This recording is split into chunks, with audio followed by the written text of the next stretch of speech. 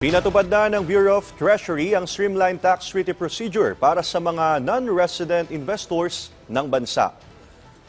Ayon sa BTR, layo ng mas pinadaling tax treaty scheme ang paghikayat ng mga foreign investors sa bansa. Dahil dito, hindi na nila kailangan mag-submit ng mas maraming tax documents ang mga investor para makakuha ng tax treaty benefits, partikular na sa mga government securities income item. Hindi na rin kailangan na umulit ng application process ang mga investor para sa panibagong GS income event.